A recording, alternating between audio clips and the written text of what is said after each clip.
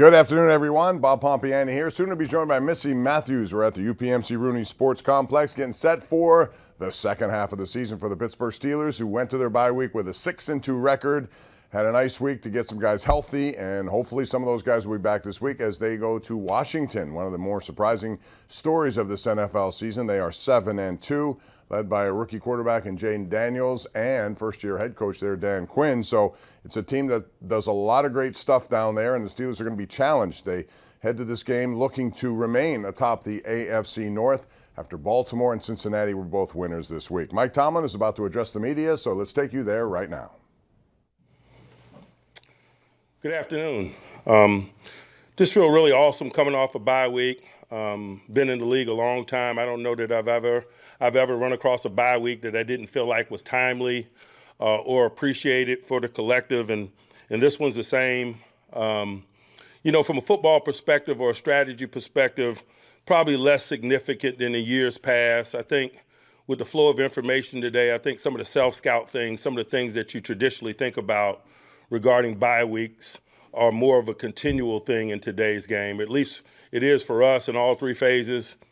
Every week we allocate a certain amount of time into self-evaluation or self-scout or analysis, if you will.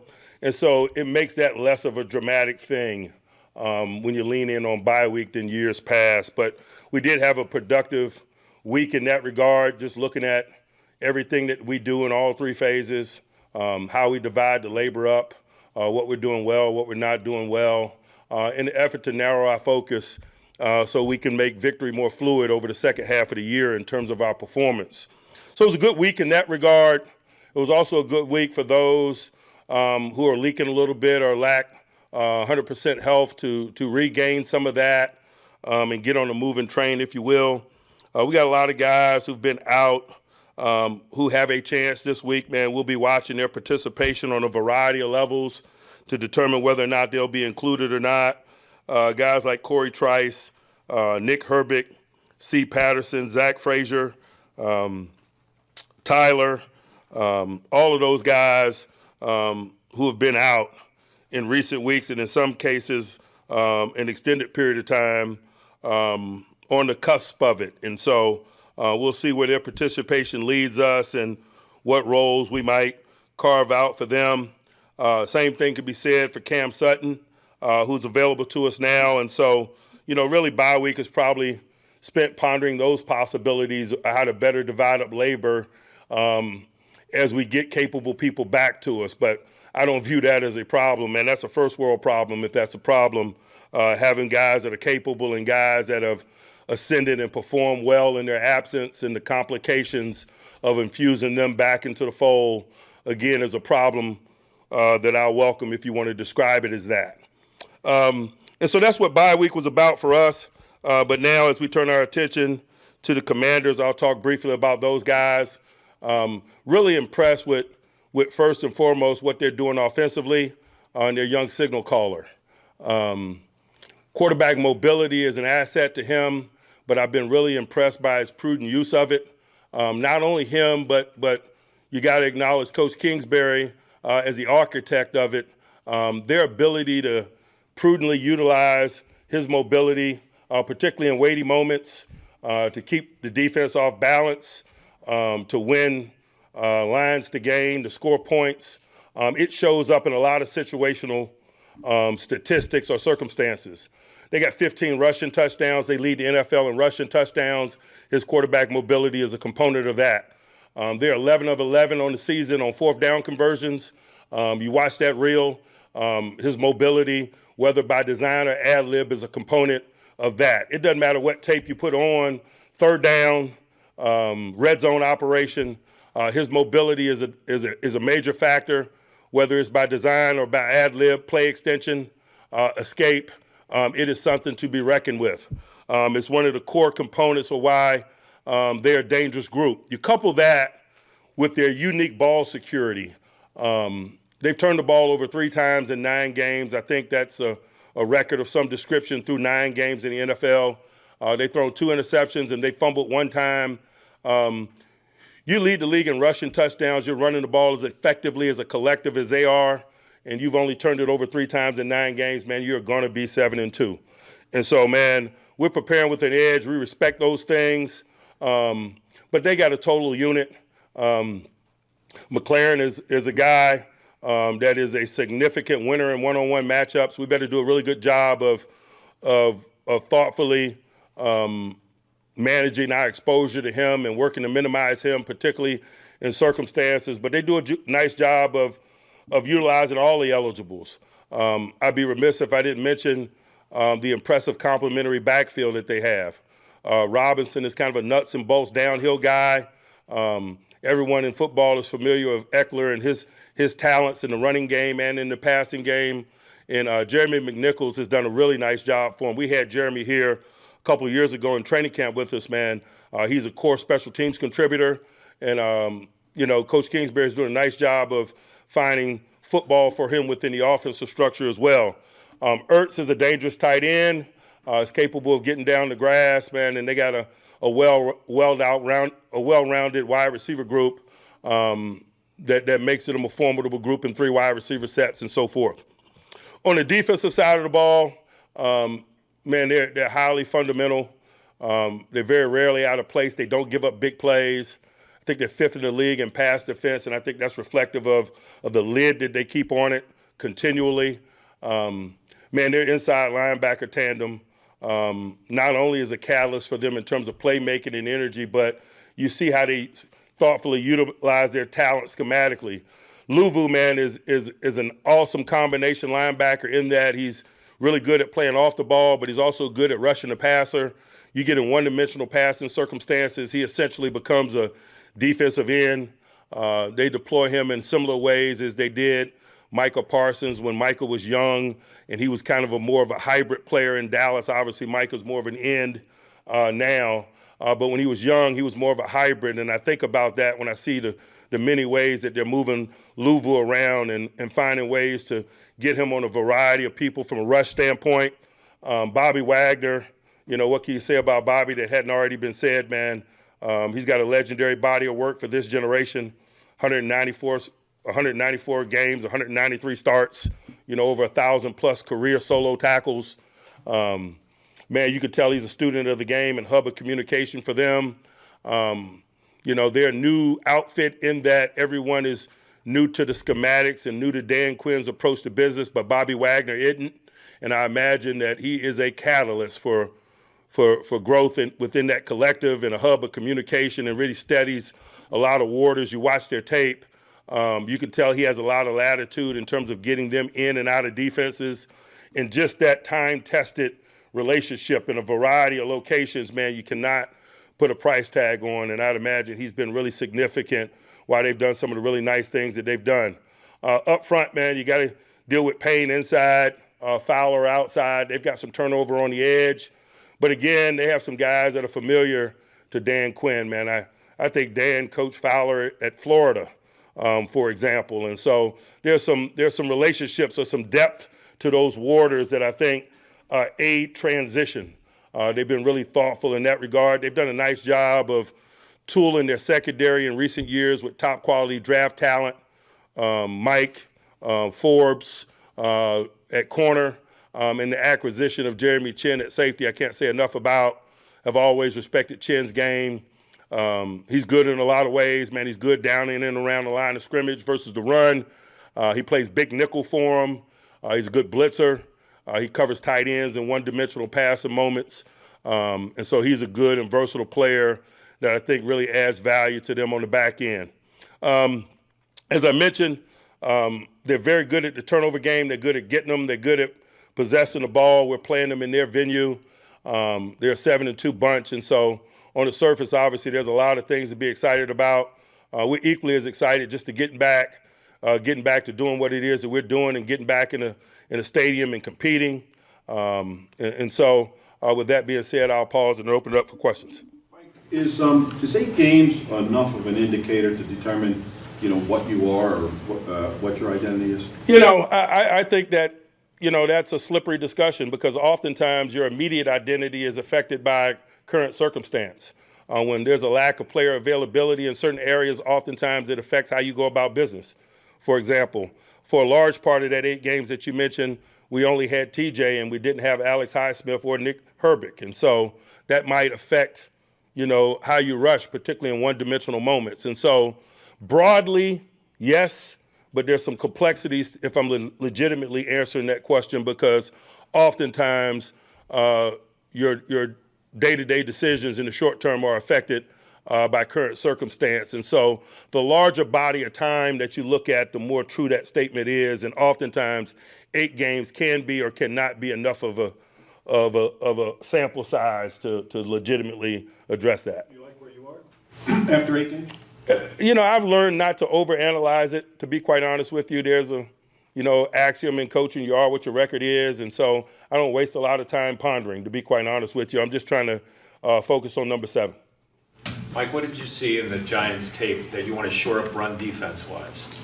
There's a lot. Some of it is really good execution by them, to be quite honest with you. I think that was reflected in their ability to run the ball last Sunday against the Commanders. And so I'd be remiss if I didn't acknowledge that, man. We're in the ultimate competitors league, man. The people that we play week in and week out, man, are very good at what they do. They spend a lot of time preparing. And as I watched football from afar last weekend, sitting on a bye, it didn't miss me that the Giants had an effective run game in the subsequent game. And so I tip my cap to them, but certainly we can get better in some areas in terms of, fundamental things, whipping blocks, making tackles, us as coaches, putting them in the very best position to do those things. I think particularly on that big breakout run, that's a call that we as a coaching staff wish that we could have back, for example. What do you anticipate Cam Sutton's role to be now that you have him back? That's to be determined, but I think that's one of the things that makes Cam so interesting and valuable to us. He is a utility back. His football intellect and physical capabilities is such that he can play anywhere, and he has, to be quite honest with you. His last year for us, he was an outside corner. He was a nickel. He was a dime. He was capable of playing safety at times and allowing Mika to move around and come down and do other things. And that versatility, that utility component is a major attraction to us. I know there's been a lot of speculation, to be quite honest with you, about how he and Beanie might function.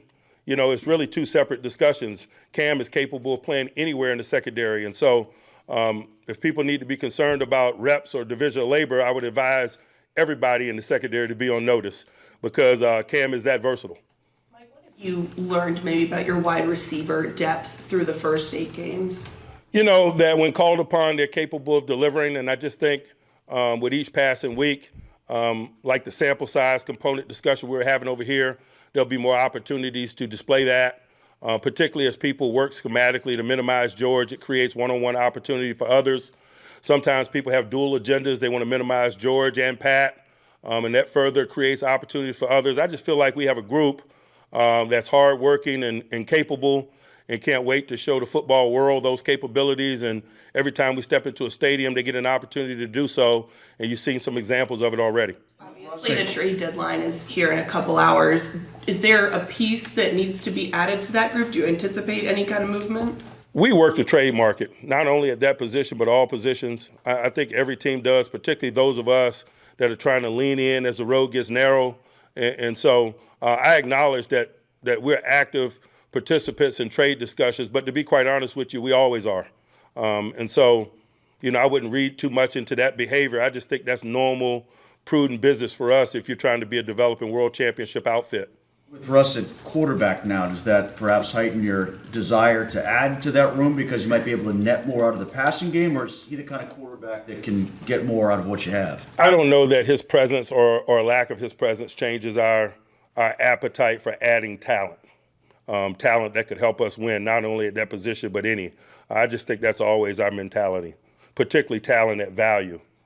Mike, what do you feel about the trajectory of the discipline you guys have shown in your pass defense from coverage assignments and reacting to what opposing offenses do? I think we've done some nice things, but I think that particularly when you face quarterback mobility and the ability to extend plays, that really gets challenged. And so stay tuned, particularly over the next couple of weeks, you'll get a good example of where we are in terms of some of that. Like before the bye week, Najee had posted 3 consecutive 100-yard games. Just collectively, offensively, what needs to continue to keep you guys on that current trajectory running the football? We don't define ourselves by Najee's 100-yard games. We got to run the football as a collective. Obviously, he's a significant component of that. But we got a bunch of capable people. Jalen's capable, Patterson's capable. And so if you're talking about the running game, certainly we desire to have an effective running game and control the line of scrimmage to minimize one-dimensional moments, to be in third and manageable. That's been an agenda of ours, and that's been the component of the 3-game stretch that you're talking about that really captures my attention. Mike, you mentioned Jaden Daniels' mobility. What strikes you as when you watch him as a passer? His prudent ability to maintain possession of the ball, to be a young guy, to extend plays, to do the things that come with extending plays. Oftentimes, play extensions means more variance in terms of outcome of play. Sometimes good, sometimes bad. He's been able to extract the good from those moments while minimizing the bad. And I just think that it speaks to his savvy and his experience. And I say experience because, rookie quarterbacks come at you in a variety of forms, man. This guy has been a franchise quarterback for 2 different universities. He brings experience in the way that Bo Nix does. All rookie quarterbacks aren't the same. Some guys come with a lot of experience. Some guys come as guys with upside, man, and talent. And so I can't say that I'm completely shocked by some of the things he's done because he had an extended body of work in college at 2 different universities. When you're preparing for him, do you go back to that body of work in college to do some of the scouting, or are you basically? No, we got 9 games of NFL tape to look at.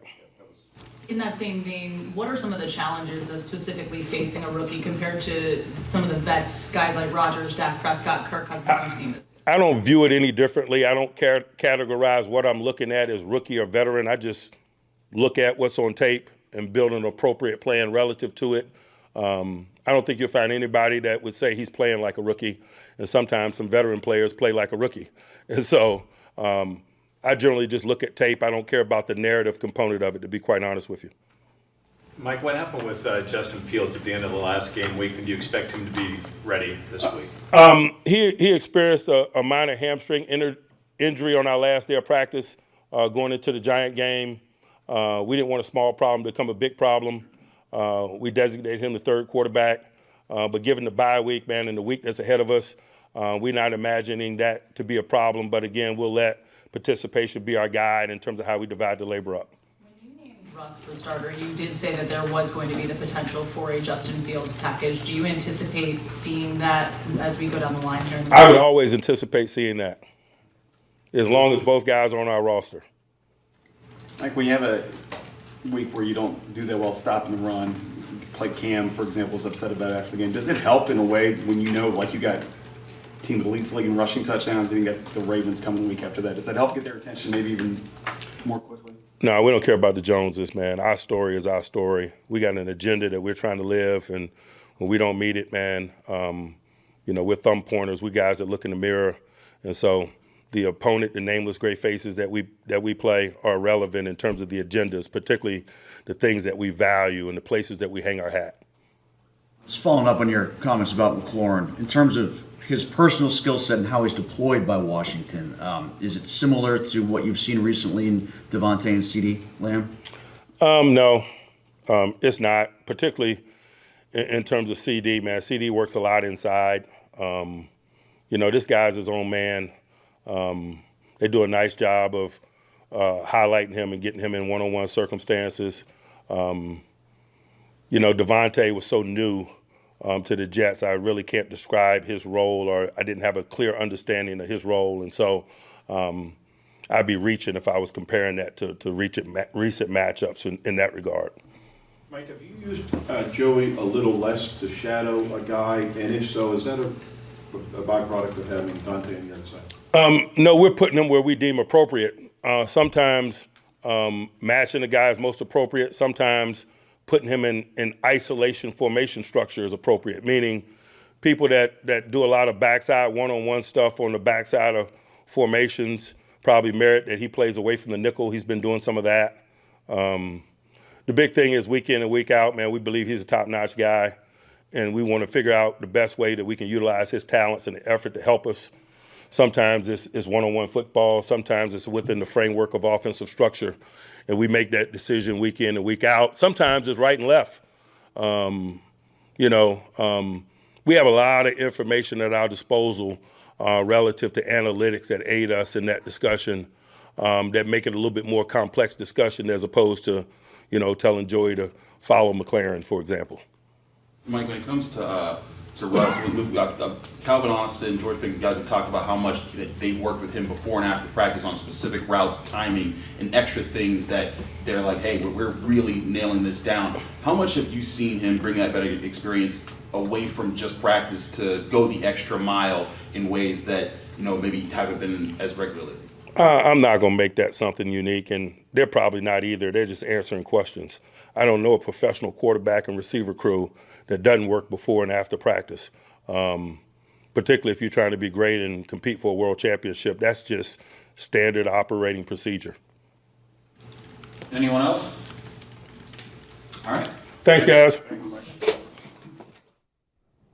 All right, that's your Tomlin Tuesday. Bob Pompiani joined now by Missy Matthews. And the good thing about bye weeks is when they come, they enjoy them. This is, I think, a good time for the Steelers, given all the injuries they had faced. We talked about the guys who lost on the offensive line, but now they have a chance to use this to get better. And it sounds like a lot of these guys are going to be back. Yeah, and I think especially when you look at the next half of the season and what they face, all 6 of the divisional games. But as you mentioned, Nick Herbig still dealing with a hamstring injury, Cordero Patterson ankle, also an ankle for Zach Frazier, and hamstrings for both Corey Trice and Tyler Matakevich. Coach saying they're going to watch them this week, and maybe we'll see some of those guys back, which would be good news given some of those positions. You also mentioned Cam Sutton, who's now eligible to be back after an 8-game suspension, and his versatility makes you think that he can do some different things out there. I think a lot of people have come to the conclusion that while Beanie Bishop's playing well, you can't take him out. Mike Tomlin seemed to intimate there that you can do both. You can utilize guys in different ways, and the flexibility of that player makes it, I think, better for their defense. Yeah, and Cam has been in this system. He knows this defense. He knows the players. He's played with a majority of them. He's a utility cornerback and has played in several positions. I remember hearing the story going back to his pro day at Tennessee, where the Steelers were impressed of just how well he could draw up plays, understand what they were saying and different things, and that's what they got from them, is just how smart he is with his football IQ. Yeah, it's funny. You miss guys, and he was asked about your identity as a football team. It's hard to make it when you have guys in and out of the lineup, but I think, to be sure, their defense is still a big part of this. And when we saw Alex Highsmith last week against the Giants come back the way he did, he was all over the place. And those guys switch positions. It's hard to account for both guys when they're both at the highest level of their games. And I thought Highsmith came right back and has been a big part of this. Yeah, he was definitely excited to have that second game back from injury. And as you said, with him and TJ switching for the first time, really throwing off Daniel Jones and trying to do whatever they can to break TJ free. He clearly gets chipped. Everybody knows where he is most of the time, unless he flips on you. But yeah, it was good to see that tandem. I think Nick Herbig, definitely another guy that you want to see get off that injury list and get back, because just the 3 of them and what we saw in the small sample size was good. And Zach Frazier's another key part, although I got to say, McCollum did a pretty good job at center.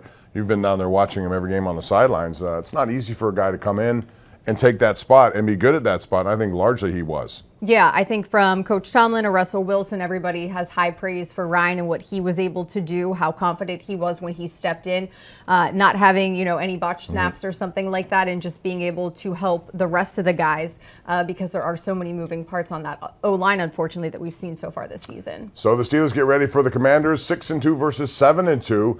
They got a Hail Mary win against the Bears, but they got another one last week at the Giants, a real good football team, and that's going to be first up in the second half of the season. We'll talk more about that as we continue here on KDK Plus and Steeler digital platforms. It's a Tomlin Tuesday right here from the South Side.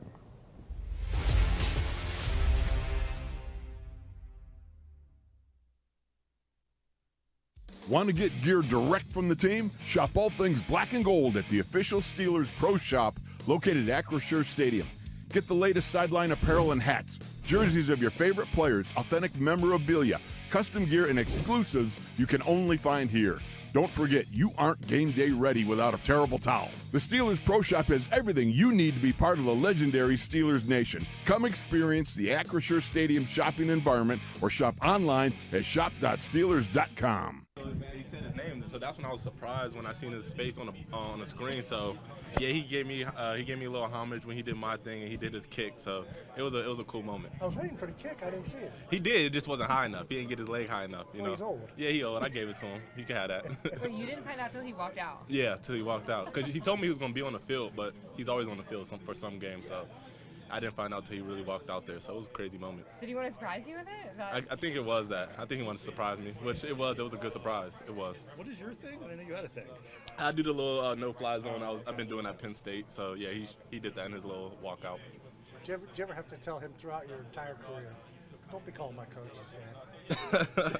No, he was always good on that. You know, when I was a kid, he would be that bad. Like, he used to be my Little League coach when I was a kid, and I used to hate that because he used to be on me so hard. But since Little League, he's been cool. He hasn't been up so aggressive, always been on my back. Getting Cam Sutton back, you somebody you knew from before? Yeah, I used to always watch Cam when my dad was a coach and he used to be in the building. I always thought Cam was a great player. So now that I get to come back and watch him and be on the same field as him, that's a cool moment to have with him. How'd you spend by? I went to New York. Yeah, I chilled with some family out there. It was my first time out there, so it was a cool experience. The city? Yeah, I was in Manhattan. You didn't go to the Penn State game? No, I chose to go to New York over that. Yeah, it was a hard decision, but you know. So you beat New York 2 weeks in a row, and then you go check it out. Yeah. The spoils, I guess, of winning, right? It was nice. It was pretty nice. Yeah, it was pretty good. Sutton, do you respect how he can play? He's played everywhere. He does play everywhere. Or can play everywhere. Yeah, you know, he just been on this team for a long time. He knows the defense really well, so we could plug him in at anywhere we see fit. And Hi, folks. Welcome to the Pittsburgh Steelers Hall of Honor Museum. Now this is the best era. I couldn't agree more. Those teams were unstoppable. The teams were really good in the 90s. Come on, you couldn't catch those teams of the 2000s. Literally. The 70s were the best. No way, the 2000s. Whoa, stop fighting. I think every era was pretty sweet. You said it, kid. Hope you guys enjoyed yourselves. Wait, your T?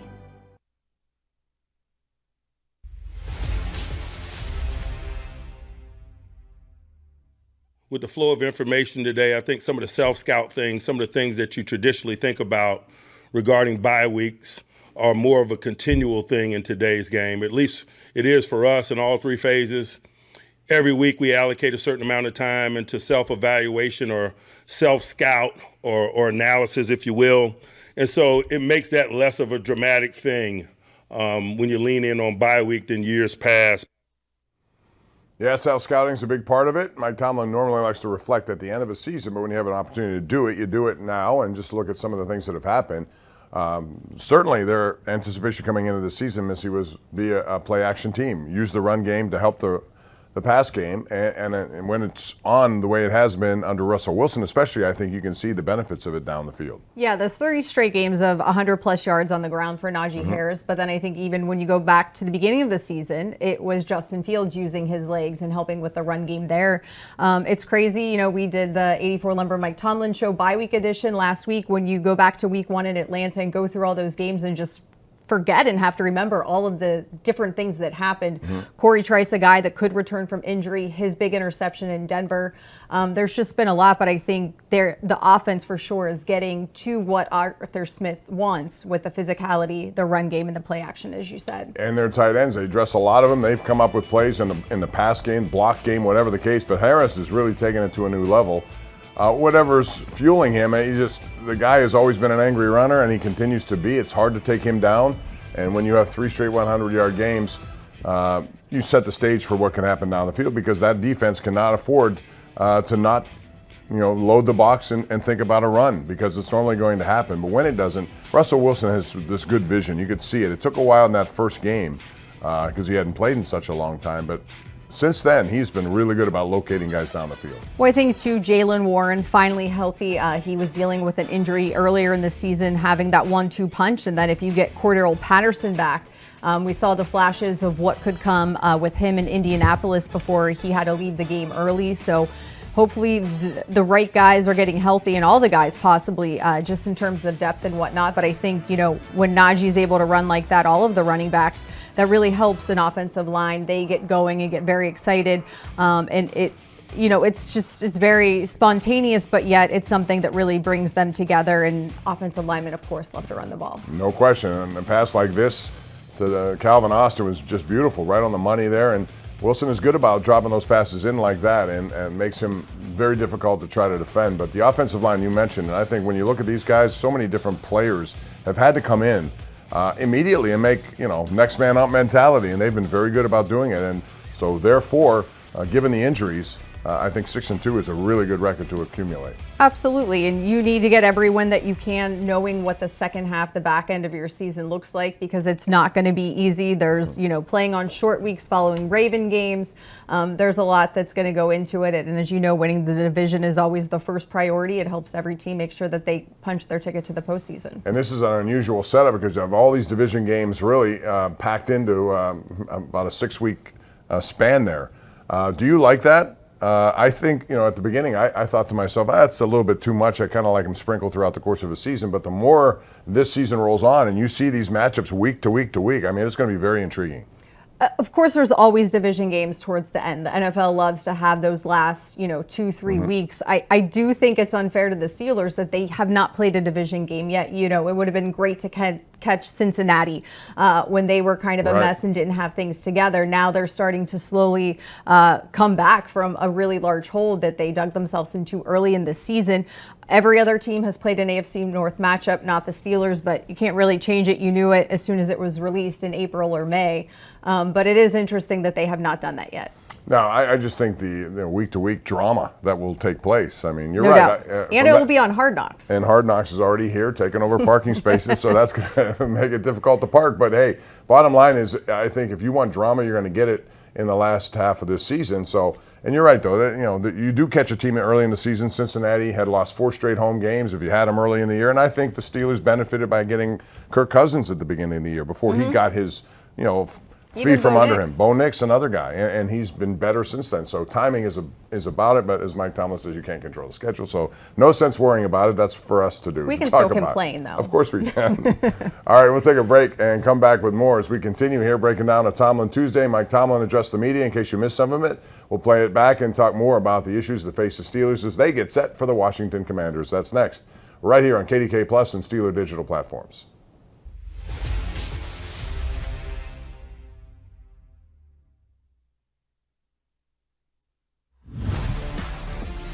Our fans are here. Give them something to cheer about today. And the party is on at Acrisure. Oh my, absolutely phenomenal. Intercepted on a pitch to the goal line. Touchdown Pittsburgh. That's just sensational. I can't even believe what I just saw when I saw it. And he's sacked by T.J. Watt. You have to be here.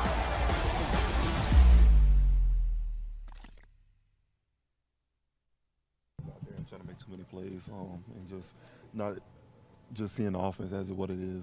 I think everybody's seeing a play to be made and stuff. So we just got out there. We got to own our job, just do our job to the best of our ability. And that starts up front, and then it starts with the linebackers coming downhill and helping our D-line get the double teams off. And after that, if the run gets out to the DBs got to show up. So it's going to take all 11 to stop the run. When you say that, that's kind of guys getting out of their gaps because they're trying to make a play type thing? Yeah, I think it's just small things here and there. Just everybody wanted to make a play, knowing that we got every single person on the team that can make a play. So that's when we just got to refocus ourselves like the bye week probably did, and just come out here and be fundamentally sound. What do you think you guys got accomplished in the first half? The last game? Or like the first half of the season? I think setting the foundation of what we can do. I think we haven't been perfect, nowhere even close to good. I think it's just been a stepping stone for us to be able to go out there and provide our offense, getting them the ball back, providing this team with a chance to win. I think is a higher level that we could achieve. And like I said, that's what it's going to take all 11. We all going to have to show up, stop this run. And we know if we get a team that drop back pass, what's going to happen. So, that's the focus right now, is just stopping the run. I know you haven't had a chance to play with Cam Sutton, but what do you think he might add to your group? high level of confidence, communication, just everything that I've seen on film from him in the past and stuff. I know what type of guy he is, a physical cat, a guy who can cover, just the utmost confidence, like I said, and he's going to communicate real well. You watched Jaden Daniels a lot last year. Yeah, I did. Yeah. From rooting for him to playing against him. Yeah. He's like, we were just talking about that, and I got the utmost respect for him. Just a great quarterback, a great guy. And we were just talking about, it's like LSU just recruits family-oriented people and stuff. So. Hi, folks. Welcome to the Pittsburgh Steelers Hall of Honor Museum. Now this is the best era. I couldn't agree more. Those teams were unstoppable. The teams were really good in the 90s. Come on, you couldn't catch those teams of the 2000s. Literally. The 70s were the best. No way, the 2000s. Whoa, stop fighting. I think every era was pretty sweet. You said it, kid. Hope you guys enjoy yourselves. Wait, you're T?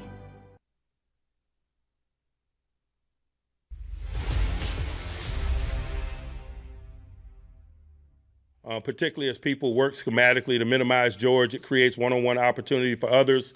Sometimes people have dual agendas. They want to minimize George and Pat, and that further creates opportunities for others. I just feel like we have a group that's hardworking and capable and can't wait to show the football world those capabilities. And every time we step into a stadium, they get an opportunity to do so, and you've seen some examples of it already. Obviously, the trade deadline is here in a couple hours.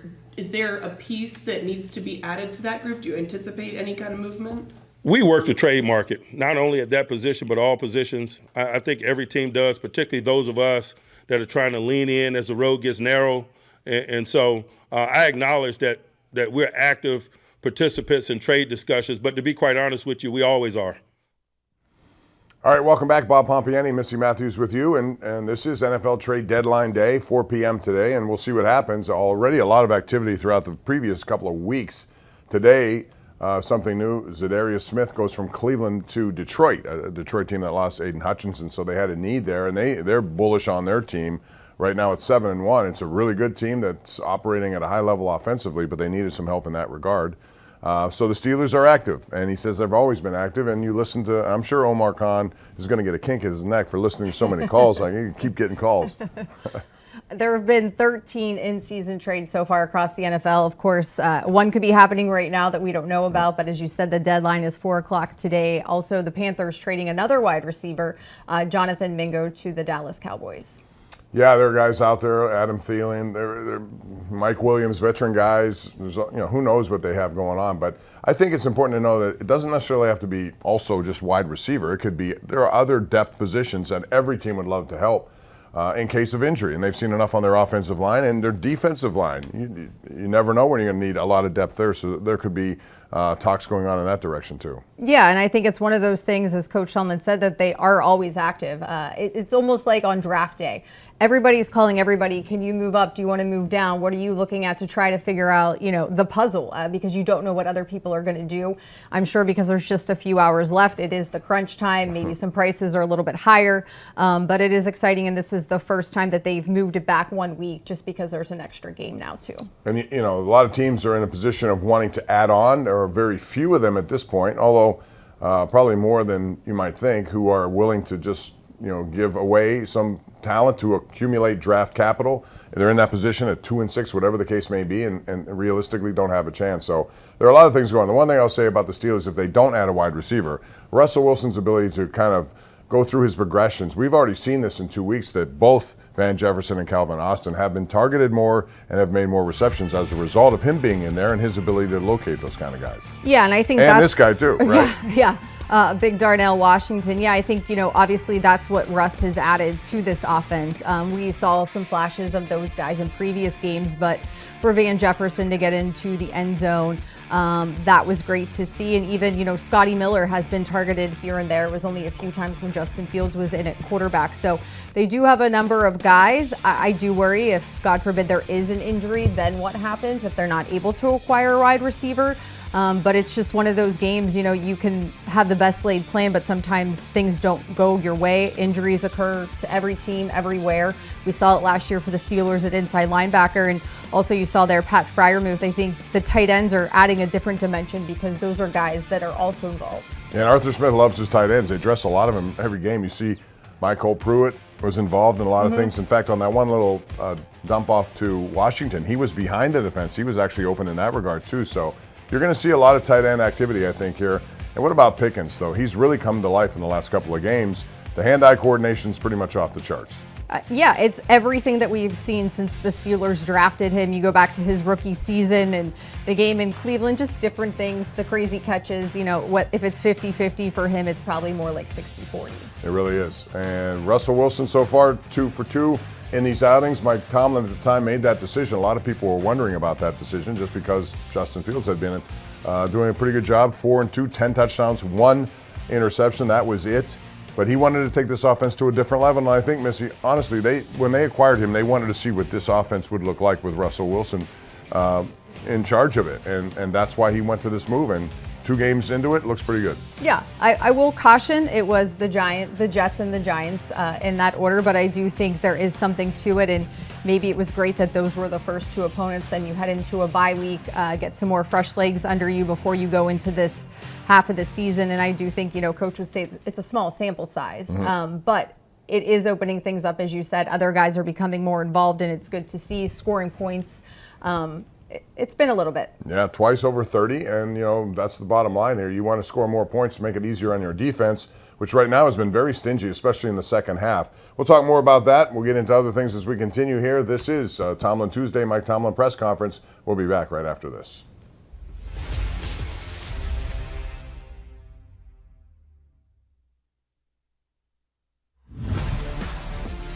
Our fans are here. Give them something to cheer about today. And the party is on at Acrisure.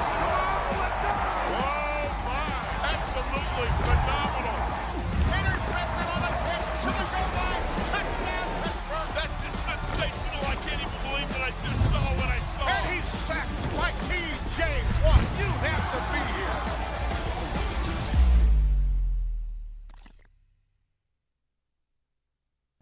How hard has it been to sit back and, the defense has been playing well. I'm sure you would like to be a part of it. Yeah. It's been hard to watch, or you've been trying to pick things up while you've been on the sidelines? I wouldn't say all of that, because I love watching my teammates play, especially like when TJ and Alex make plays and, you see other guys like Beanie Bishop making plays and, I just bring a smile to your face because you know how hard those guys work and, it comes to fruition on Sunday when the lights are on. We've asked you a lot about the impact that TJ has had specifically on you, but from your perspective too, how do you see the rest of the guys in your room on this defense take things from what he does, apply them to their game, and have the success in the ways that you guys are? Yeah, I think he's, the catalyst, and, he kind of takes charge in that, and you obviously see plays that he makes, and it constantly shows up, and Mike T likes to say it's not a lightning strike, because that guy does it day in and day out consistently. Whether it's in the weight room or on the field, he's going to work harder than everybody except me. He flipped sides with Alex a couple times in this past game, which is rare. Do you think that's a little wild card, a little nuance that can be a problem for opposing offenses? And can you augment that when you get back? Yeah, I don't want to give away too much information, but yeah, they did a good job on that last game. Alex was talking about kind of working on moves from different sides of the line. How difficult is that to switch back and forth from the left to the right? Yeah, it takes practice, because obviously everybody, they have their side that they're comfortable on, and I think that goes for every position. Like whether you play tackle or guard or receiver, corner, D-line, whatever it is, there's obviously a side you're gonna like better. But I think being able to go both ways like they were last game, that's big time. TJ, does he know? Do you guys know? Or do you, like he's not leading the league in sacks this year like he usually is, but you can watch the games. You feel like he's affecting them. Does the sack? Want to get gear direct from the team? Shop all things black and gold at the official Steelers Pro Shop located at Acrisure Stadium.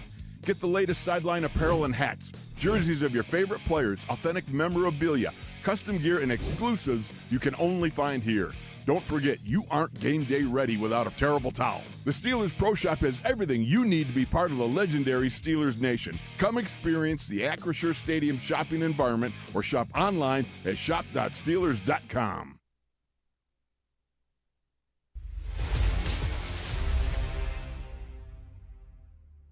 With first and foremost what they're doing offensively on their young signal caller. Quarterback mobility is an asset to him, but I've been really impressed by his prudent use of it. Not only him, but you got to acknowledge Coach Kingsbury as the architect of it. Their ability to prudently utilize his mobility, particularly in weighty moments, to keep the defense off balance, to win lines to gain, to score points. It shows up in a lot of situational statistics or circumstances. Mike Tomlin talking about how impressed he is with Jaden Daniels. A rookie who comes in, has been in command this whole season, really. They're 7-2. He does a lot of great things for them, not the least of which is not turning the ball over. We'll get into that in a second. But what about his mobility and the fact that teams have had, 11 for 11 on fourth down tells me a lot about a quarterback, mostly. That he's capable, if it's not open in the passing game, that he'll just tuck it in and start running. And he's been very good in that regard. Yeah, and I think if you go back and watch what he did in college, you see the same thing, but just revitalizing this organization that has had so many issues. It's their best record, 7-2 through 9 weeks since 1996. That feels like a really long time ago. One of our producers, Alec, was probably born that year. But I just think in terms of rookie quarterbacks, you already saw Bo Nix this season for the Steelers, but that was week 2. Mike Tomlin is 25-6 against them, but this is going to be a tall task. It is, and he spreads the ball around. Everybody gets Terry McLaurin. He's the go-to guy. He has 6 touchdown receptions this year, but they use other guys, Zach Ertz being one of them. Mm-hmm. Noah Brown is, you remember that Hail Mary at the end of that game in Chicago, and he was the guy who was the beneficiary standing behind everyone. That's when Stevenson, the Chicago guy, was busy too much talking over there, not paying enough attention. Ironically, he tipped it backwards right into the hands of Noah Brown. So, he's nonplussed by all of this. He seems like he's been around for a long time. Given the fact he's a rookie, you wouldn't expect that right off the bat. Thrown into this situation, they don't have a lot of premium high-end talent, but they do have a lot of guys who contribute. And all you have to do is look at their run game. They dump it off to running backs. They have a lot of guys who've contributed. Yeah, running back by committee. I think, too, it's taking care of the football, playing good, smart football, and not making the bad decisions. That's definitely something, they always say how the speed changes when you come to the pros from college, but he's proving in terms of Jaden Daniels that he can handle it. Yeah, and let's talk about that because Mike Tomlin made a point to talk about the fact that this guy has been very good with ball security. And we're talking about record number of games that have gone by, only 3 turnovers the entire year for this team. Says a lot about a rookie. This is what Mike Tomlin had to say. His prudent ability to maintain possession of the ball, to be a young guy, to extend plays, to do the things that come with extending plays. Oftentimes, play extensions means more variance in terms of outcome of play. Sometimes good, sometimes bad. He's been able to extract the good from those moments while minimizing the bad. Robinson has been the guy who's also been very secure with the football. You got guys like Austin Eckler. Everybody knows about him. But it starts with Jaden Daniels. When you touch the ball as much as he does as a quarterback, especially a rookie, would expect some mistakes, some bad throws. But he hasn't done that. He's been really secure with Mike Tomlin preaches this every single training camp and throughout the course of a season. When you see it play out like this, it's no coincidence they're 7-2. And it's something obviously every team, preaches the ball security. It's why the Steelers do all of their crazy drills during practice where they're trying to poke the ball out, make guys miserable, going through pads while they're holding on to it. It's something that is a cardinal sin for Coach Tomlin. If you fumble the ball, chances are you might sit on the bench for a little bit because you can't afford those things. And I think in terms of their offense, it's something that's working for them with Jaden Daniels as a rookie. And the other side of it, they've created some turnovers defensively. They don't have Jonathan Allen. He's one of their better players out for the year, but guys like Dante Fowler and also Bobby Wagner. Mike Tomlin talked a lot about him and what he's been able to do. He's still among the leaders in tackles on this team, and he's been around for a long time. Yeah, he'll get a chance to go against his former teammate, Russell Wilson, this week as the Steelers head down to Washington to face the Commanders. But Coach talks so much about how on Mondays and Tuesdays he's involved with the coaching staff coming up with game plans and trying to understand exactly what they want to see. And then when you have him on the field, he is essentially a coach, somebody who can help all the guys get in the right places and whatnot. You know, it's rare these days defensively to see a head coach who's a defensive guy been hired. It seems like the trend is going to young offensive coordinators. But Dan Quinn has this ability to improve each of the teams he's on defensively. He did it in Dallas 3 straight years, and now he's doing it here. When this season started, Washington was not very good defensively, especially when it came to the pass game. They've gotten better and better. Their numbers indicate that, so he can tell his effect on this team. But offensively, he was real quick to go out after Cliff Kingsbury, who was a guy who I thought was going to take some time away from football after he was released out there in Arizona, and here he is doing a very good job with a young quarterback. That combination has been good for them. He still got to go on some nice vacations beforehand. Yes, he did. But yeah, the opportunity to work with Jaden Daniels and to really, form that offense and what they want it to look like with the different players that we've mentioned with their running backs and Terry McLaurin and whatnot, seems like a great opportunity for him. And as coach said, he's doing a really good job with a rookie QB. And Dan Quinn and Mike Tomlin. Mike's been around so long that he knows everyone from personal experiences. Right. They were at William & Mary at the same time. In some capacity, right? Yeah, they somehow know how to churn out NFL coaches. Yeah, they do. And they've done a pretty good job with that. So Dan Quinn against Mike Tomlin this week, 7-2 versus 6-2. It's going to be a good game. You'll be able to watch it on KDK TV at 1 o'clock. Our pregame begins at 11:30 a.m. We'll come back and talk about injuries in case you missed it and some of the keys to this game as the Steelers get set for a big second half of their season, highlighted by all 6 division games coming up in a very short period of time. We'll be back with more right after this.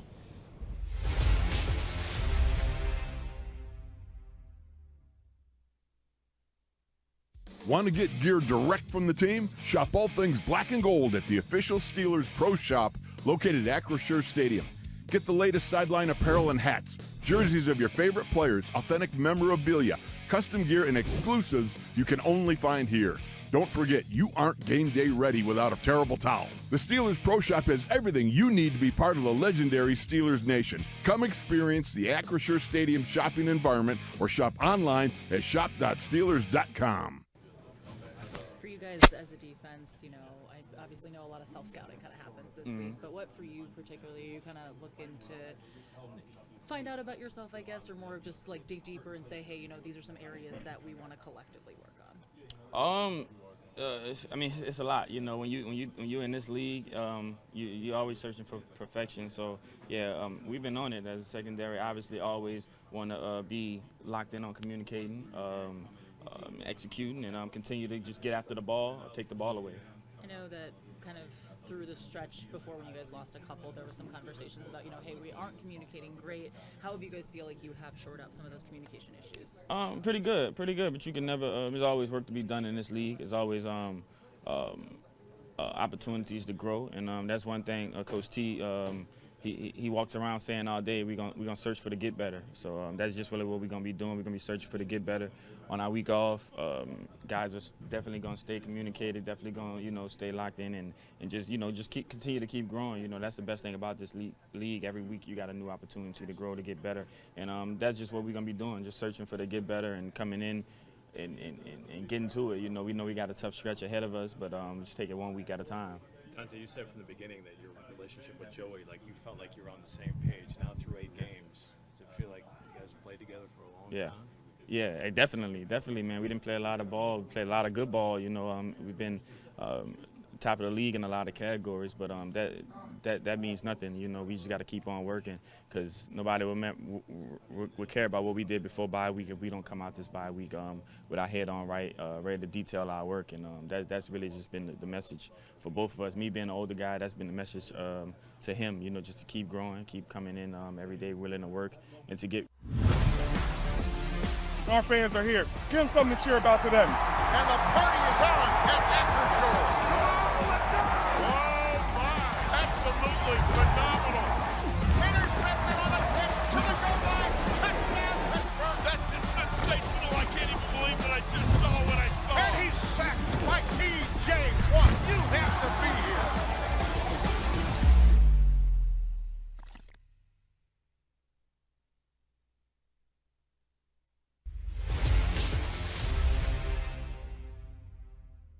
We got a lot of guys who've been out who have a chance this week, man. We'll be watching their participation on a variety of levels. to determine whether or not they'll be included or not. Guys like Corey Trice, Nick Herbig, C. Patterson, Zach Frazier, Tyler, all of those guys who have been out in recent weeks and in some cases an extended period of time on the cusp of it. And so we'll see where their participation leads us and what roles we might carve out for them. All right, welcome back. Bob Pompiani, Missy Matthews, and a long list of injuries. But the good thing is this bye week came at a good time, and a lot of those guys could be back this week. Yeah, another guy Coach Tomlin mentioned later in the press conference was Justin Fields. A hamstring injury popped up at the end of the week heading into that Giants game. He was the emergency third quarterback, said they don't anticipate that being a problem this week. Yeah, they didn't want to make a minor problem turn into a major problem, so they held him out as the emergency quarterback. Let's talk about this schedule, Missy, because a lot of people are looking at it. It is pretty daunting, although Cleveland has regressed to the point where they're 2-6 and still a tough game coming up in a couple of weeks, Thursday night there. But Washington, then the Ravens, that's a home game. It's still at 1 o'clock, so it wasn't flex. That'll be good. Got at Cleveland, at Cincinnati, Cleveland again. So, and then you get not even to mention the last part of it, which really gets demanding. Your take on what this schedule opportunity gives for the Steelers? Well, I do want to mention the next two. Well, after the game in Philly, you go to Baltimore for a 4:30 Saturday game. Then you come home on Christmas Day and host the Chiefs. So that is pretty significant. And then Cincinnati again. So it's a whole bunch of games, 3 in 10 days, I think it is. And they're all really good teams that are going to be playoff bound. So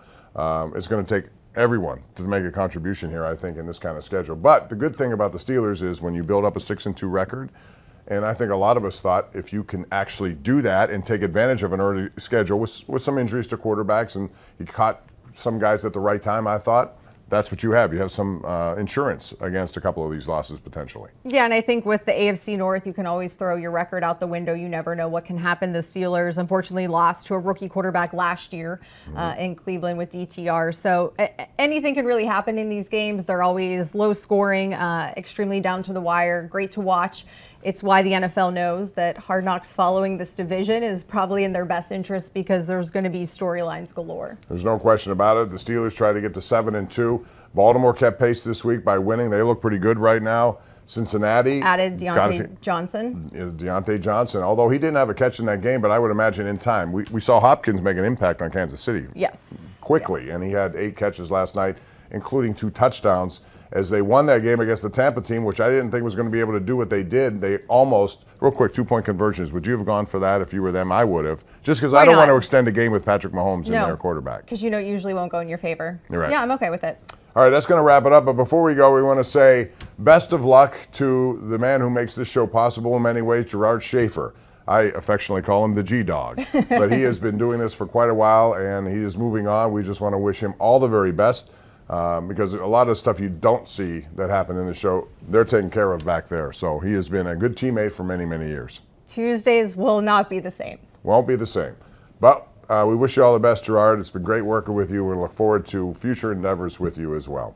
So again, that's going to do it for our program here today. We have the Steeler game coming at you at Sunday at 1 p.m., and that's going to be preceded by our BetMGM Steelers kickoff. That's at 11:30, and then 2 hours of postgame on KDK+. Missy, thanks. You're going to be busy. Yes, and the voice is coming back a little bit. I've been battling that. Thanks for joining us here on Tomlin Tuesday. We'll see you again next Tuesday right here on KDK+ and Steeler platforms.